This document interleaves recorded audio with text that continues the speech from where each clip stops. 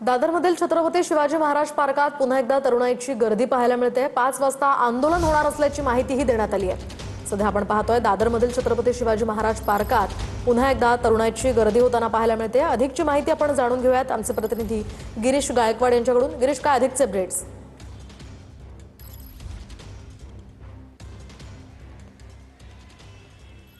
नक्कीच आपण पाहतोय की आज नेट पेपर फुटी घोटाळ्याच्या विरोधात मुंबईमध्ये होत असलेल्या आंदोलनाचा चौथा दिवस आहे आणि काल पण आपण पाहिलं की मोठ्या संख्येनं दादर छत्रपती शिवाजी महाराज पार्कामध्ये गर्दी झाली होती आणि आज पुन्हा एकदा तरुणाई जी आहे ती या ठिकाणी एकवटायला सुरुवात झालेली आहे। ही सगळी दृश्य आपण या ठिकाणची पाहतोय।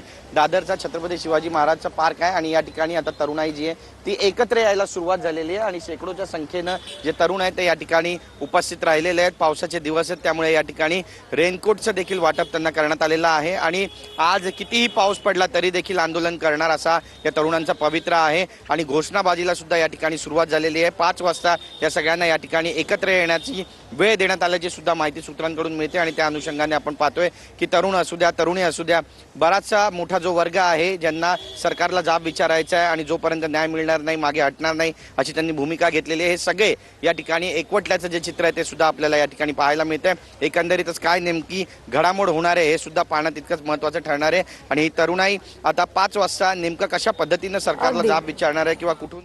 नक्कीच गिरीश, या संदर्भातले अपडेट्स जाणून घेत राहणार आहोत। तुर्तास धन्यवाद दिलेल्या या माहितीसाठी।